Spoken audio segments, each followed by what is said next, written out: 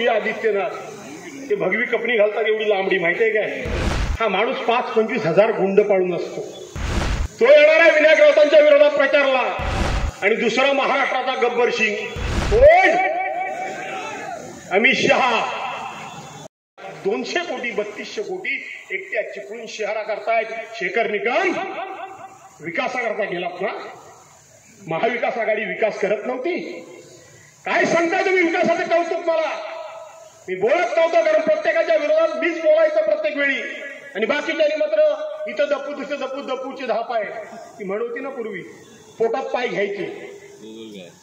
काय विकास म्हणजे काय? हा मोठा तुम्ही मुरादपूरचा पूल मला सांगताय कौतुक आम्ही करतोच, पण त्याच्या बाजूला रेल्वे स्टेशन ते गंधारेश्वरला बांधलेला पूल हा भास्कर जाधवच्या कारकिर्दीमध्ये झालेला आहे. विसरला?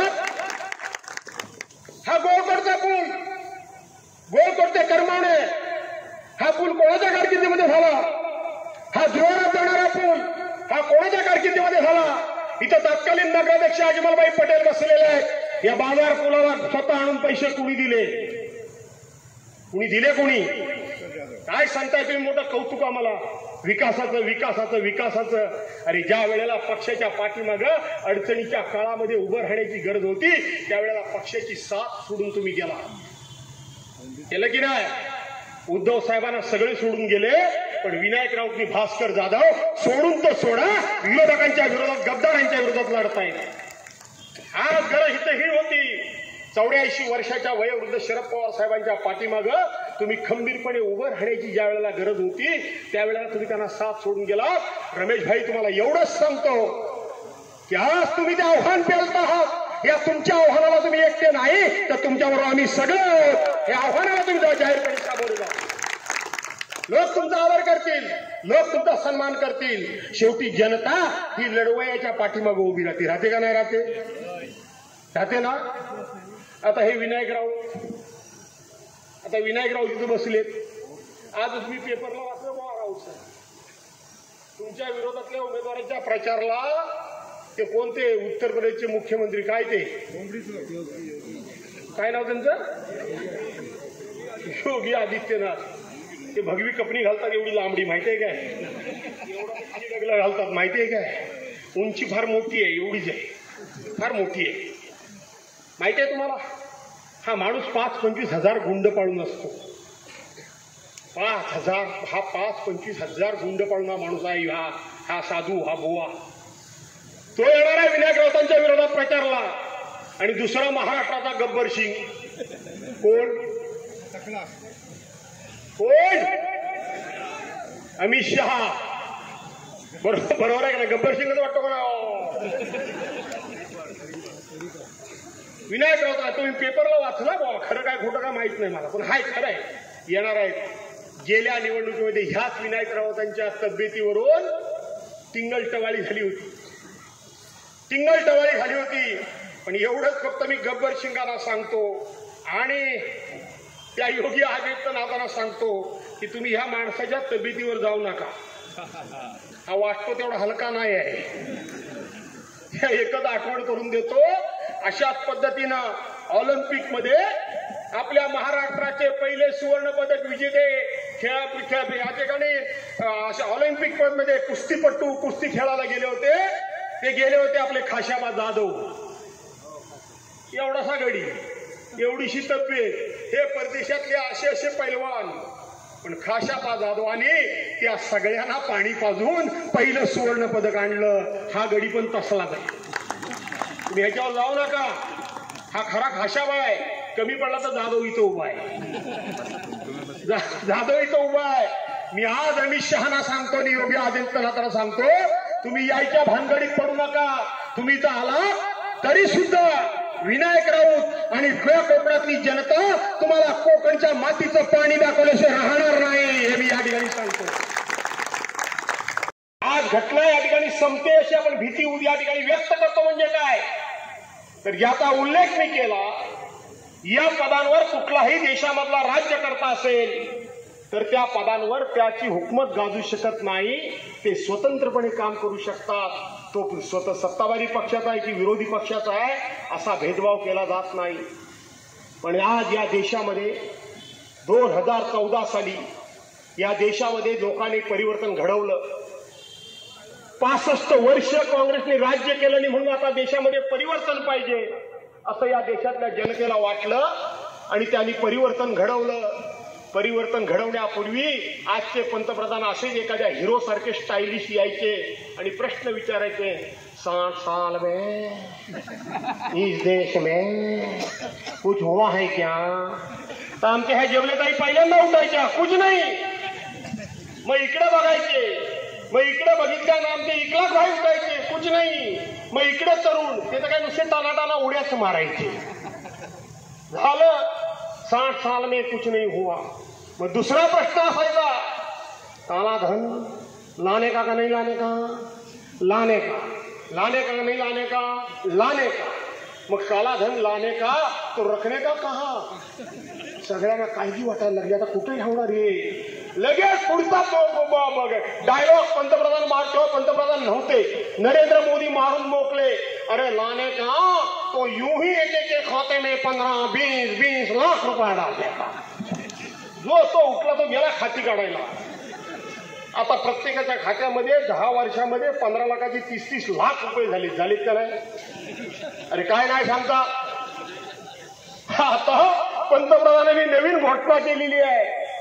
त्यांनी सांगितलं पश्चिम बंगालमध्ये की इन्कम टॅक्सच्या धाडी टाकून 3000 कोटी रुपये मी गोळा केले. एवढी निवडणूक होऊ द्या, ते सगळे तुमच्या खात्यात टाकतो, तुमच्या खात्यात टाकतो. विषय सांगण्यासारखे अनेक आहेत आणि हे विषय बऱ्यापैकी तुम्हाला माहिती सुद्धा आहे. हे यापूर्वी काँग्रेसने कधी केलं नव्हतं. 2014 साली केलेली चूक दुरुस्त करण्याची आता वेळ आली आहे. नशिबानं 2014 साली या चुकीचा भागीदार मी नाहीये. मी तेव्हा सेनेत नव्हतो, मी राष्ट्रवादीत होतो. त्यामुळे हा अधिक मला बोलण्याचा अधिकार आहे का नाही? मी काय त्याच्यामध्ये नव्हतो, या पापामध्ये मी काय भागीदार नव्हतो. आणि म्हणून मित्रांनो, ही निवडणूक फार निराळी निवडणूक आहे. ही निवडणूक खऱ्या अर्थाने देशाचं भवितव्य ठरवणारी निवडणूक आहे आणि या देशामधल्या एकंदरीत ज्या स्वायत्त संस्था आहेत यांचं अस्तित्व ठरवणारी निवडणूक आहे. काय निवडणूक आयोगाचं झालं? निवडणूक आयोग कुणी नेमायचा? केवळ सुप्रीम कोर्टाचे सरन्यायाधीश चंद्रचूड धर्माधिकारी काय म्हणाले? काय म्हणाले की निवडणूक आयोग हा स्वतंत्र असला पाहिजे आणि त्याच्यामध्ये काँग्रेसच्या राजवटीपासून देशाचे पंतप्रधान, दुसरा विरोधी पक्षाचा विरोधी पक्ष नेता आणि तिसरा सुप्रीम कोर्टाचा जज असायचा. सुप्रीम कोर्टाचा जज असायचा. काय केलं काय पंतप्रधानांनी? एका दिवसात कायदा आणला आणि कायदा आणला आणि सरन्यायाधीशांना काढून टाकलं. आता त्या न्यायमूर्तींमध्ये आहे कोण? निवडणूक आयोगामध्ये देशाचे पंतप्रधान, त्यांच्या मंत्रिमंडळातला ते म्हणतील तो मंत्री आणि केवळ विरोधी पक्ष नेता. केवळ विरोधी पक्ष नेता आहे. निवडणुकीच्या तोंडावर दोन निवडणूक आयोगाने राजीनामा दिला. 12 तासाच्या आतमध्ये त्यांना वाटले ते निवडणूक आयोग त्यांनी नेमले. आज राहुल गांधींच्यावर सकाळ संध्याकाळ वाटेल त्या केसेस होत आहेत. देशाचे पंतप्रधान हा देश तोडण्याची भाषणं करतोय, जाती धर्मामध्ये देश पसरवण्याचं काम करतोय. आजपर्यंत जो देशाचा पंतप्रधान झाला त्या पंतप्रधानानं पंतप्रधान पदाची गरिमा कधी घालवली नव्हती, पण आमच्या पंतप्रधानांनी या देशाची गरिमा घालवलेली आहे. आणि निवडणूक आयोगाकडे सातत्यानं तक्रार करून निवडणूक आयोग तोंड उघडायला तयार नाही. काही त्या ठिकाणी कुठलाही निर्णय करायला तयार नाही, कुठलीही त्या ठिकाणी कारवाई करायला तयार नाही. पण या लोकशाहीमध्ये सगळ्यात महत्वाची एक मोठी ताकद आहे. ती ताकद म्हणजे तुम्ही आम्ही आहोत. आपल्या देशाचं घटना संविधान प्रजासत्ताक दिन आपण 1950चा साजरा करतो. 26 जानेवारी 1950ला आपण संविधान स्वीकारलं. आपल्या अगोदर अमेरिका, ही अमेरिका लोकशाही होती, पण 1996 पर्यंत या देशामध्ये महिलांना मत देण्याचा अधिकार अमेरिकेच्या घटनेमध्ये नव्हता. अमेरिकेच्या घटनेमध्ये नव्हता. पण ज्या दिवशी आपला देश स्वतंत्र झाला त्या दिवशी आपल्या घटनेनं ती महिला असेल, तो गरीब असेल, तो श्रीमंत असेल, तो पुरुष असेल, त्याला मतदान देण्याचा अधिकार या घटनेनं दिला. तो काँग्रेस सरकारनं दिला. त्याने ती भीती बाळगली नाही, काँग्रेस सरकारनं दिला. त्यावेळेला जेव्हा डॉक्टर बाबासाहेब आंबेडकरांना काही लोकांनी या संदर्भामध्ये आपली विरोधातली मतं नोंदवली आणि त्यांनी बाबासाहेबांना विचारलं की आपण महिलांना मतांचा अधिकार देताय, मुलांना 18 वर्ष ज्याची 21 वर्ष त्यावेळेला होती, 21 वर्ष पूर्ण झाली त्याला अधिकार देताय, हे तर सुशिक्षितांचं प्रमाण कमी आहे, त्यांना कसं कळेल? त्यावेळेला डॉक्टर बाबासाहेब आंबेडकरांनी सांगितलं की कदाचित या देशातले मंत्री, या देशातले संत्री, राज्यकर्ते, आमदार, खासदार विकले जातील, पण माझ्या देशाची घटना आणि माझ्या देशाचं संविधान जर शाबूत कोणाच्या हातामध्ये असेल तर ह्या देशातल्या अशिक्षित माणसांच्या, महिलांच्या, पुरुषांच्या, सर्वसामान्य माणसांच्या हातामध्ये संविधान शाबूत असेल. आणि म्हणून मी त्यांना पहिल्या दिवसापासून अधिकार देतोय, मतदानाचा अधिकार देतोय. आणि हा मतदानाचा अधिकार देत असताना डॉक्टर बाबासाहेब आंबेडकरांनी या देशाचा राष्ट्रपती म्हणून सर्वोच्च पदावर बसलेला राष्ट्रपती असेल, देशाचा पंतप्रधान असेल, माझ्यासारखा आमदार असेल, विनायकरावांसारखा खासदार असेल, नाही तर तुमच्यासारखा सामान्यातला सामान्य माणूस ज्या दिवशी मतदान केंद्रावर जाईल त्या दिवशी प्रत्येकाला एकच मत देण्याचा अधिकार आहे. मी मोठा आहे म्हणून मला 5 मतं देण्याचा अधिकार नाही. आता या भाजपने ईव्हीएम मशीनमध्ये गडबड घोटाळा करतात, तो भाग वेगळा. या लोकशाहीची तुम्हाला चिंता वाटत असेल, हे संविधान टिकावं असं तुम्हाला वाटत असेल, तर 7 मेला कुणी न सांगता, कुणी न बोलता स्वतःहून मतदान केंद्रावर जा आणि विनायक राऊत यांच्या नावासमोरची मशाल पेटवा, अशा प्रकारची तुम्हाला विनंतीने आग्रह करण्याकरता म्हणून मी या ठिकाणी उभा आहे. याकरता म्हणून मी या ठिकाणी उभा आहे. बोलण्यासारखे विषय अनेक आहेत, अख्ख्या राज्यभर फिरतोय, बोलतोय. विदर्भातून आलोय, विदर्भातल्या 6-10 जागांची निवडणूक झाली. आज सांगतो, आज जबाबदारीनं सांगतो, आले निवडून, आले कदाचित काटावर, तर नितीन गडकरी येतील, त्यापेक्षा 10च्या 10 जागा इंडिया आघाडीच्या येतील. आले निवडून तर जे नितीन गडकरी सांगत होते की कुठल्या गल्ली मोकळ्यासमोर मी मत मागायला जाणार नाही, मी पत्रक काढणार नाही, मी कोणाला हार घालणार नाही, मी कोणासमोर विनंती करणार नाही, सगळ्या क्लिप पाहिजे तर मी तुम्हाला दाखवतो. मी प्रचारातून तिथून आलोय, मी तिथं रान उठवलं. नितीन गडकरींच्या पुऱ्या कुटुंबाला सगळ्या गल्ली बोळामध्ये, मुस्लिम मोहल्ल्यामध्ये, बौद्ध वाड्यांमध्ये जाऊन आमच्या बाबांना मत द्या, आमच्या बाबांना मत द्या म्हणून सांगायची वेळ आहे. लोकशाहीची ताकद ही आहे, लोकशाहीची जादू ही आहे, तुमच्या एका मताची ताकद ही आहे. कोण नरेंद्र मोदी? असे किती आले आणि गेले. नरेंद्र मोदी कोण आहे या जनतेसमोर? कारण शेवटी तुम्ही जनता हा जनार्दन आहात. जनार्दन म्हणजे साक्षात ईश्वर तुम्ही आहात. तुमच्या पुढे नरेंद्र मोदी मोठे आहेत? मोठे आहेत का? मोठे नाहीत ना. आणि म्हणून ही मतांची ताकद दाखवायची असेल तर 400 पार म्हणून जे सांगतात त्यातला एक कमी करायची ताकद तुमच्यामध्ये आहे. आणि तो जर कमी करायचा असेल विरोधकाचा तर आपला एक वाढवायला हवा का नको? मग आता ह्या गड्याला वाढवायचा का नाही वाढवायचा? म्हणजे उंचीनं नव्हे, ग्रहणात वाढतात आणि वाढवतात तसं नाही वाढवायचं आहे. आपल्या बाजूला एक मतदार वाढवायचा की नाही वाढवायचा, खासदार वाढवायचा की नाही वाढवायचा? वाढवायचा ना. आज काय लोक सांगतात आम्ही विकास करणार आहोत, आम्ही हे करणार आहोत, आम्ही ते करणार आहोत. आठवा तो पूर चिपळूण शहरातला 23 जुलैचा. मला सांगण्याची काही गरज राहिली असं मला काय वाटत नाही.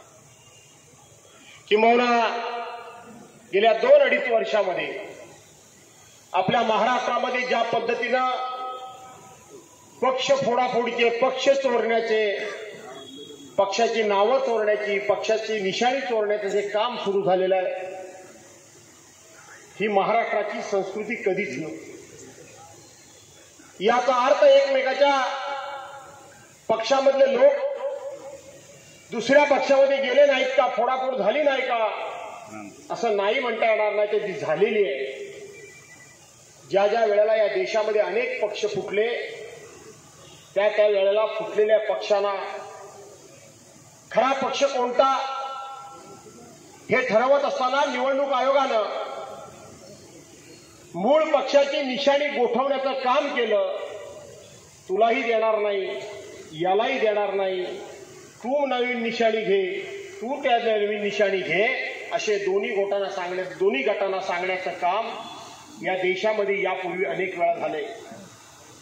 पण ज्यांचा मूळ पक्ष आहे तो पक्ष मत काढून बंडखोर गटाला दिल्याचा इतिहास या देशामध्ये यापूर्वी कधीच नव्हता. या देशामध्ये कधीच नव्हता. या महाराष्ट्रामध्ये 2 पक्ष फुटले. भारतीय जनता पार्टीने 2 पक्ष फोडले. आज इथपासून अख्ख्या जगामध्ये भले शिवसेना प्रमुखांबद्दल शिवसेनेबद्दल कोणाच्याही मनामध्ये काहीतरी वेगळी मतांतर असू शकतात, पण जर प्रश्न विचारला की शिवसेना कोणाची, तर कोणीही सांगेल शिवसेना ही बाळासाहेब ठाकरेंची शिवसेना. राष्ट्रवादी काँग्रेस पक्ष कोणाचा, तर कोणीही सांगेल राष्ट्रवादी काँग्रेस पक्ष हा आदरणीय पवार साहेबांचा पक्ष आहे, हे कोणीही सांगेल. आज बाळासाहेब हयात नाहीत म्हणून त्यांचा पक्ष उचलून कोणाला तरी दिला हे सांगितलं जातं, पण पवार साहेब स्वतः हयात आहेत. पवार साहेब स्वतः हयात आहेत आणि त्याच पवार साहेबांचा पक्ष बंडखोर गटाला देण्याचं काम महाराष्ट्र विधानसभेचे अध्यक्ष आणि निवडणूक आयोग करतो. लोकशाही धोक्यामध्ये आहे जे म्हणतो आपण ते, ही लोकशाही धोक्यामध्ये आहे. लोकशाही धोक्यामध्ये आहे म्हणजे काय आहे नेमकं? आज निवडणूक आयोग ही स्वायत्त संस्था आहे, विधानसभेचे अध्यक्ष ही स्वायत्त संस्था आहे, पार्लमेंटचे अध्यक्ष ही स्वायत्त संस्था आहे, न्यायालय ही स्वायत्त संस्था आहे, ED, CBI, NIA, income tax या स्वायत्त संस्था आहेत. पण या स्वायत्त संस्था स्वायत्त राहिल्या आहेत का? या स्वायत्त संस्थांवर कुठलाही राज्यकर्ता असेल तर त्या राज्यकर्त्याला त्या स्वायत्त संस्थांना कुठल्याही प्रकारचा आदेश देता येत नाही. भाषा तुम्हाला काय वाटतं? तुम्हाला वाटतं काय कोणी पुरा पडणार नाही? तुम्ही बघता की नाही विधानसभेमध्ये माझी भाषणं? हा, बघता की नाही? समोर एकनाथराव शिंदे बसलेले असतात, त्याच्या बाजूला अनाजी पंत. अनाजी पंत कोण माहिती की नाही तुम्हाला? अनाजी पंत त्याच्या बाजूला आता आमचे गेलेले अजित दादा. एकदा का मी उभा राहिलो आणि माझे काही तोफ गोळे सुटले की असं हळूच बघतात, वर बघायची काही हिंमत होत नाही आणि मग झालं म्हणतात हिचं काय खरं नाही, बोयाचं काय खरं, काय घाबरायचं? आम्ही पाप केलेले नाहीत, आम्ही पाप केलेले नाहीत आणि म्हणून घाबरायचं काय कारण आहे? 43 वर्ष राजकारणामध्ये राहून माझ्या विरोधकांनी सुद्धा माझ्या चारित्र्याबद्दल आणि माझ्या भ्रष्टाचाराबद्दल एकानेही शिंतोडा उडवला नाही. घाबरायचं का यांच्या बापाला? कशाला विनायक राऊत घाबरतील? विनायक राऊत का घाबरतील? भास्कर जाधव का घाबरेल? आणि भास्कर जाधव आणि विनायक राऊत घाबरणार नाही तर तुम्ही कशाला घाबरताय? घाबराल आहे ना. मी करतो की नाही बरोबर सगळ्यांचं? मी कोणाच्या अंगावर जात नाही, पण आला तर मात्र मी काही सोडत नाही. मी एकदम गरीब माणूस आहे खरं सांगायला गेलं तर. बांधवांनो भगिनीनो गेले 40-43 वर्ष राजकारणामध्ये आहोत. सांगा, एखाद्या जातीच्या धर्मानं, एका जातीच्या माणसानं उठून उभं राहावं, एका धर्माच्या माणसाने कुठल्या उभं राहावं. आणि भास्कर जाधव जरूर जहाल आहे, तो आक्रमक आहे, त्याची भाषणं जहाल आहेत, पण जहाल भाषणांमध्ये कधीही कुठल्या जातीबद्दल, कुठल्या धर्माबद्दल, कोणाच्या मुलीबद्दल, कोणाच्या सुनेबद्दल, कोणाच्या लेकीबद्दल, कोणाच्या पत्नीबद्दल भास्कर जाधवनी एकही शब्द वावगा काढलेला नाही. माझी लढाई असते ती मर्दाची लढाई असते. मी लढतो तो मर्दाबरोबर लढतो, मी लढतो तो समोरून लढतो, मी पाठीमागून लढत नाही, पाठीमागून लढत नाही. आणि म्हणून सकाळी सुद्धा मुस्लिम बांधव तालुक्यातले बसले होते, सगळे तालुक्यातले मुस्लिम बांधव बसले होते. मी त्यांना मुस्लिम म्हणून आवाहन केलं नाही आणि इथं देखील जाहीरपणे तुम्हाला मुस्लिम म्हणून मी आवाहन करत नाही, तो माझा स्वभाव नाही. जातीपातीच्या राजकारणाला मला माझ्याकडे अजिबात कवडीची किंमत नाही. शिवसेना प्रमुख मान्य बाळासाहेब ठाकरे यांनी मला कधी शिकवलं नाही. मी सांगितली मणिपूरची घटना, त्या महिलांच्यावर झालेला अत्याचार, मी सांगितली शेतकरी दिवाळीत उपोषणाला बसले, त्यांना नेपाळच्या सीमेवरचे नेपाळी किंवा ते चीनचे लोक देशामध्ये घुसखोरी करत होते, त्यांना हे कंट्रोल करू शकले नाहीत. पण यांना मात्र त्यांनी उन्हातानात 700 लोकांना मरायला लावलं. एका मंत्र्याच्या पोरानं गाडीनं 7 शेतकऱ्यांना उडवून मारून टाकलं, गाडीनं 7 मारून टाकलं. सांगा, ते शेतकरी त्यांच्या बाजूला आहे, राजपूत संघटना त्यांच्या बाजूला आहे. काय झालं देशाच्या द्रौपदी मुर्मू, देशाच्या राष्ट्रपती तुम्ही केल्या, आणि राष्ट्रपती करून आदिवासी महिलेला आम्ही कशी संधी दिली म्हणून आदिवासी लोकांना सांगता, आणि मणिपूरमध्ये एक त्या आदिवासी लोकांच्यावर दिवसा ढवळ्याभर रस्त्याच्या कडेला तुम्ही बलात्कार करता. राम मंदिराचं उद्घाटन तुम्ही केलं, विश्वासघातानं केलं, राम मंदिर पूर्ण न होताना केलं. सगळे जाती धर्माचे पैसे त्याच्यामध्ये लागलेले आहेत. कोणाचे नाव लागलेत? माझ्याकडे आले होते पैसे मागायला. त्यांना आता कमी करून टाकू. पैसे मागायला माझ्याकडे आले होते. मी म्हटलं हा ठीक आहे मी देणार आहे. म्हणले द्या, तुमच्याकडे नाही. म्हणले द्या, उद्धव साहेबांच्याकडे देईल. मला मग ते पावती बुक दाखवले. ते तसं नका करू नका तसं. हे बघा, मुस्लिम समाजानं पण दिले, बौद्ध समाजानं पण दिले, ह्यानी दिले. मी प्रश्न विचारला, राम मंदिर उभं करायला तुम्हाला सगळ्या जाती धर्माचे पैसे चालतात आणि निवडणूक आल्यानंतर त्याच जाती धर्मांच्या विरोधात तुम्ही बोलता. कुठल्या तोंडानं तुम्ही माझ्याकडे आला? तुमच्याकडे एक पैसा देणार नाही आणि मी त्यांच्या पावती बुकामध्ये एक पैसा दिला नाही. द्रौपदी मुर्मू मागासवर्गीय आदिवासी आहे का? राम मंदिराचं उद्घाटन त्यांच्या हस्ते झालं नाही का? पार्लमेंटच्या नवीन इमारतीचा देशाच्या प्रथम नागरिक त्या सर्वोच्च मान त्यांचा आहे. काय मागत होता विरोधी पक्ष मागणी की तुम्ही जर देशाच्या राष्ट्रपतींकडून या ठिकाणी उद्घाटन करून घ्या. सगळ्या विरोधी पक्षांनी एका छोट्या मागणी करता बहिष्कार टाकला, पण सगळं मी केलं. अहंकारी पंतप्रधानाने मुर्मूंच्या हस्ते उद्घाटन केलं नाही, देशाच्या राष्ट्रपती असून सुद्धा. आणि म्हणून ही अहंकारी राजवट मोडीत काढण्याकरता, म्हणून ही लोकशाही वाचवण्याकरता, म्हणून हे संविधान वाचवण्याकरता, म्हणून हे पक्ष फोडाफोडीचं काम चाललंय ते, म्हणून ही संविधानिक पद्धती टिकवण्याकरता, म्हणून तुमच्या हातामध्ये ताकद डॉक्टर बाबासाहेब आंबेडकरांनी दिलेली आहे. त्या एका मताचा 7 मेला विनायक राऊतांच्या नावासमोर त्यांची निशाणी आहे. ही आमचं माझ्या पण अजून तोंडात बसलेली नाही. खरं सांगायला गेलं तर एक तर ते धनुष्यबाण तरी येतं, नाही तर घड्याळ तरी. आणि म्हणून त्यांची निशाणी आहे मशाल. ही मशाल पेटवा आणि ह्या कोकणात दोन कधी वाढलाच नाही. ती कमळाबाई हद्दपार करा अशी विनंती करून आपल्या सर्वांची रजा घेतो. जय हिंद.